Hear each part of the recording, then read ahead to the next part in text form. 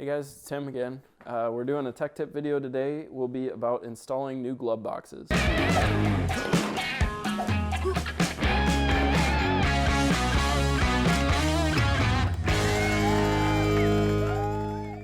Right now there's two different kinds of glove boxes that we offer on our site. The more common one is the factory style cardboard. We also offer a plastic option. This one's super easy to install. Great product. They're both great products. The only tool you should really need is a Phillips screwdriver. Make sure it's a short Phillips screwdriver so you can get in the glove box to get these 3 screws and the bottom row. The other things you're going to need, well, not need, but are great to replace while you're in there. The top of the glove box door has these rubber bumpers. We do offer these on our website.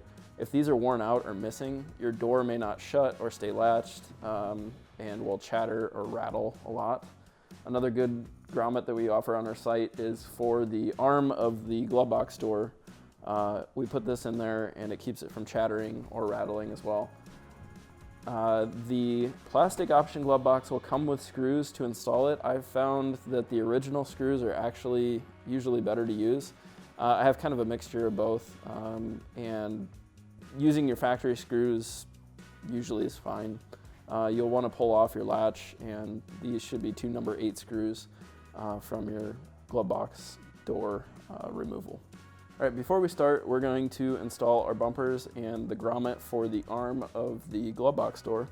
These are pretty simple to go in.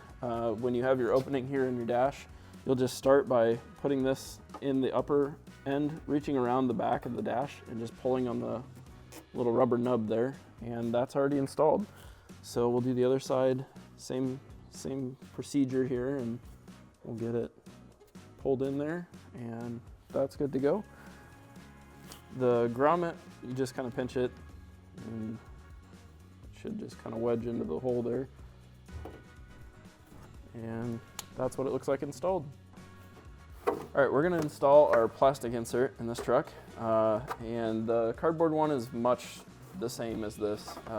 Just for the ease of the video, we'll show you this one. And we're going to slide this just right in. The 2 points that are probably gonna catch a little bit will be these 2 mounting tabs and then the one over here. So sometimes you'll just kind of have to push one side before the other and kind of get it. It's pretty snug fit, but they do fit really nicely. And there you go. All right, so I'm gonna install the side screws first. There'll be 2 on the sides and 3 on the top. So we'll start over here and we'll just start putting these in. Again, you can use your original screws. They work really well. Obviously, they've been there for 40 years, so they should go right back in. If you are going to get aftermarket or new screws, use number 10s on the upper and the side screws, as well as the ones that mount the glove box door to the hinge area on the bottom of the glove box. There are screw tabs in the dash and they take a number 10 screw. All right, next you're gonna wanna install your glove box door again. The removal of this is very similar to the installation, just in reverse. If you're having a hard time getting these out, this little arm can be kind of tricky. So you'll want to start with it about this angle right here. You'll put it in the grommet and then kind of hook it and rotate it around. Then you'll want to bend your hinge so that it fits on top of the glove box insert. And kind of push down on it so that it holds its position. And then you can start your screws. When I start these screws to begin with, I usually like to adjust it all the way out, away from the dash and away from the glove box insert, just so that you're safe when you go to shut it for the first time. You're not gonna chip your dash or run into any issues there. And then you'll just start your screws, get these lined up. Should be fairly straightforward since none of the positioning of that has moved at all. And again, like I said, you'll want to start and have this out away from the dash and the glove box insert just to start with, and I'll show you how to align it later. All right, and with the latch out, we can shut this easily and see what our gap is going to be like. And that's, you're kind of looking for the flushness against the dash, and obviously this is set out a ways. but I always like to start back so then I can always adjust it forward and get it nice and flush and lined up. These bumpers again come in clutch with keeping the top of the dash from chipping your actual dash frame to the glove box door. It keeps a pinch point out of there. So this looks like it needs to go in a little bit. We can do that. These are just snug, so you can just loosen them pretty evenly here. Just a little bit like that. And then you just push in on it so that it's in a little bit further. That'll kind of line up the bottom. And then while you hold it, you just tighten it down.